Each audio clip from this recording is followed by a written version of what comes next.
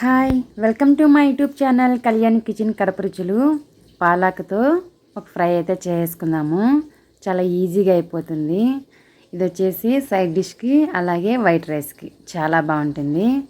ఎటువంటి పొడులు అలాగే మసాలాలు యాడ్ చేయకుండా చాలా సింపుల్ ప్రాసెస్లో అయితే చూపించేస్తున్నాను. చాలా బాగుంటుంది. స్కిప్ చేయకుండా చూడండి. అలాగే రెసిపీ నచ్చితే తప్పకుండా లైక్ చేసి సబ్స్క్రైబ్ చేయండి. ఇక వీడియోలోకి అయితే వెళ్ళిపోదాము. ఫస్ట్ స్టవ్ వెలిగించి ఒక కడాయి పెట్టుకొని 4 to 5 టేబుల్ స్పూన్స్ ఆయిల్ వేసుకోవాలి. అంటే నేను పెద్ద సైజు ఒక పాలక్ కట్ట తీసుకున్నాను. దానికి సరిపడా ఆయిల్ వేసుకున్నాను. నేనైతే 5 టేబుల్ స్పూన్స్ వరకు వేసాను. ఆయిల్ హీట్ ఎక్కిన తర్వాత ఆవాలు జీలకర్ర వేసి చిటపటలాడించుకోవాలి. తర్వాత ఒక పెద్ద సైజు లేదా ఒక మీడియం సైజు 2 ఉల్లిపాయ గడ్డలు సన్నగా కట్ చేసి వేసుకోండి. అలాగే ఒక గుప్పుడు వరకు కరివేపాకు, పాలాకు ఫ్రైకి సరిపడా సాల్ట్.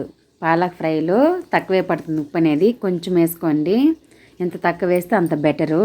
మళ్ళీ కావాలంటే వేసుకోవచ్చు.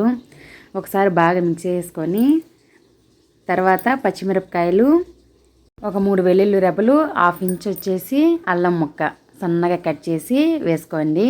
ఫ్లేవర్ అనేది పాలక్ ఫ్రైకి చాలా బాగుంటుంది. గరిటెతో ఒకసారి బాగా మిక్స్ చేసుకోవాలి. కలర్ అయితే చేంజ్ అయిపోయాయి కదా ఉల్లిపాయలు. ఈ టైంలో కొద్దిగా పసుపు వేసుకోవాలి. మనకు ఉల్లిపాయలు అనేది ఈ విధంగా వేగితే సరిపోతుంది. ఎక్కువ వేగాల్సిన అవసరం లేదు. పసుపు వేసేసి తర్వాత పాలక్ వేసుకోవాలి. పసుపు అనేది ఆ టైంలో వేయడం వల్ల మాడిపోకుండా మంచి కలర్ అనేది ఉంటుంది ఫ్రైకి. పాలాకు సన్నగా తరిగి వేసుకోవాలి. ఎంత సన్నగా తరిగితే అంత బెటరు.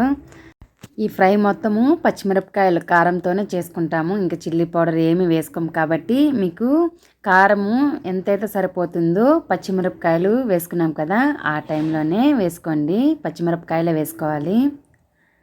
పచ్చిమిరపకాయ ఫ్లేవర్తో ఈ పాలక్ ఫ్రై చాలా బాగుంటుంది. పాలక్ మొత్తం వేసిన తర్వాత గరిటెతో ఒకసారి కింద నుంచి పైకి బాగా ఒకసారి మిక్స్ చేసుకొని మూత పెట్టేసుకోవాలి. ఒక 2-3 నిమిషాలు లో ఫ్లేమ్లోనే మగ్గించుకోవాలి.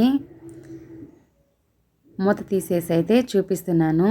ఒక్కసారి గరిటెతో బాగా మిక్స్ చేసుకోవాలి. నీళ్ళు చూసారు కదా పాలకులోంచి ఎన్ని నీళ్ళు వచ్చాయో. మనం ఎక్స్ట్రా నీళ్ళు అస్సలు వేయకూడదు. ఆ నీళ్ళే మనకు సరిపోతాయి. లో ఫ్లేమ్లో ఉడికించుకున్నారంటే మనకి పాలక్ అనేది తొందరగా ఉడికిపోతుంది. గరిటెతో అయితే ఒకసారి బాగా మిక్స్ చేసాను కదా. ఇప్పుడు ఒకసారి మూత పెట్టేసి 2-3 నిమిషాల పాటు ఉడికించుకోవాలి. మూత పెట్టడం వల్ల తొందరగా ఉడికిపోతుంది పాలాకు. మళ్ళీ మూత తీసి అయితే చూపిస్తున్నాను. పాలాక్ అయితే ఉడికిపోయింది కానీ అందులో నీళ్ళు అయితే ఉన్నాయి కదా. ఇంకొద్దిసేపు అయితే మూత పెట్టి ఉడికించామంటే సరిపోతుంది. ఎక్కువ నీళ్ళు ఏమి ఉండవు. మళ్ళీ మూత తీసి అయితే చూపిస్తున్నాను. ఈ విధంగా ఉన్నాయి. ఇప్పుడు మూత పెట్టాల్సిన అవసరం లేదు. మూత లేకుండా అందులో ఉన్న నీళ్ళన్నీ ఎగిరిపోయేలాగా చూసుకోవాలి. మీడియం టు హై ఫ్లేమ్లో ఫ్లేమ్ని అడ్జస్ట్ చేసుకుంటూ నీళ్ళు లేకుండా తేమ అనేది కూడా లేకుండా చూసుకుంటే పాలక్ ఫ్రై అనేది బాగుంటుంది.